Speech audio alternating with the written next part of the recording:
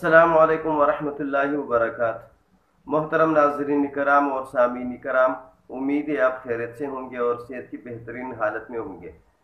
आज हम गुफ्तगू करेंगे कि किसी भी तहरीर के अंदर हवालों को दर्ज करना ये मुहक्किक के लिए लाजिम होता है कि वो अपने तहरीर के अंदर अगर उसने किसी से अल्फाज लिए हों या कोई जुमला इक़्तिबास लिया हो या कोई सोच फ़िक्र ली हो तो वो उसका हवाला ज़रूर देगा, ताकि कारी को ये पता चले कि ये सोच, ये जुमले, ये अल्फाज, ये पैराग्राफ, ये इक़्तिबास इसने किसी और से ली है। अगर वो कारी इस पर मज़ीद पढ़ना चाहे तो भी उसके लिए आसानी हो, कोई आप पर ये भी शक न करे कि ये आपका सरका है और आपने किससे चोरी की हुई है, बल्कि ये आप पर एतमाद वो लोग करेंगे जो आपकी तहरीर पढ़ रहे हैं कि ये बंदा जिसने ये तहरीर लिखी है और हवाले दिए हैं ये एक दयानतदार बंदा है और एक अमानतदार बंदा है। इल्मी दुनिया में बदइतिमादी और चोरी से बचने के लिए अपने तहरीर के अंदर हवालों का देना लाजमी होता है। हवाले क्या है कि आपने मुसन्निफ़ का नाम लिखना है और आपने किताब का नाम लिखना है और आपने नाशिर और मतबा का नाम लिखना है, सनी इशात आपने लिखने हैं। इसी तरह अगर वो जिल्दों में है तो वो भी लिखने हैं और आखिर में अपने सफ़ा नंबर भी लिखना है। चूँकि अंग्रेज़ी के तमाम किताबों में, तमाम असनाफ़ नसर और अदब में, उनके समाजी उलूम में, उनके साइंसी उलूम में, उनके अदब के उलूम में हवालों का अहतमाम तो चला आ रहा था, क्योंकि हमारे मुसलमानों के भी किसी दौर में एक शाखसाना और उनकी खासियत रही है कि वो हवाले देते थे। उन दिनों हवालों का एहतमाम ये भी होता था कि मैंने ये बात फलां से सुनी है, तो एतमाद का वो एक ऐसा मजबूत दौर था कि बात पर यकीन किया जा सकता था। अभी हमारे इस्लामियात के उलूम में तकरीबन ये 1900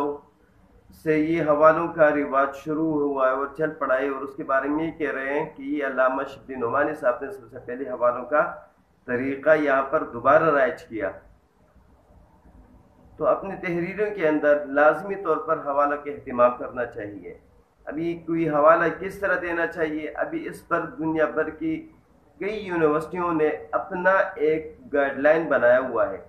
कि सबसे पहले मुसन्निफ़ का नाम लिखना है, किताब का नाम लिखना है, या फिर मुसन्निफ़ का आधा नाम लिखना है, या फिर शुरू में उसका मशहूर नाम लिखना है, या फिर किताब का पहले नाम लिखना है। मतलब ये है कि कई यूनिवर्सिटियों के अपने गाइडलाइंस हैं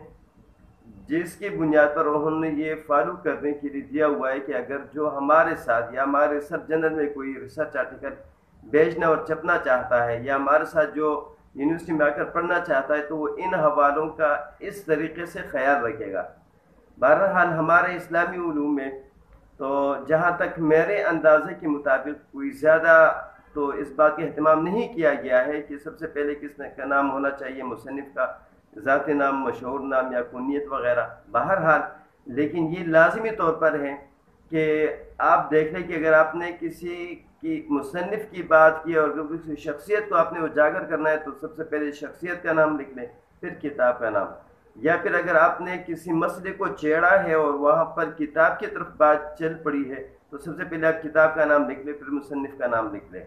बहरहाल लेकिन लाजमी तौर पर इतना एहतमाम ज़रूर करना चाहिए कि कोई अगर आपके हवाले को पढ़ना चाहे तो उसे कोई दुश्वारी न आ जाए और वो फौरी ही अपने उस मसदर तक पहुंच जाए जिसका आपने हवाला दिया है।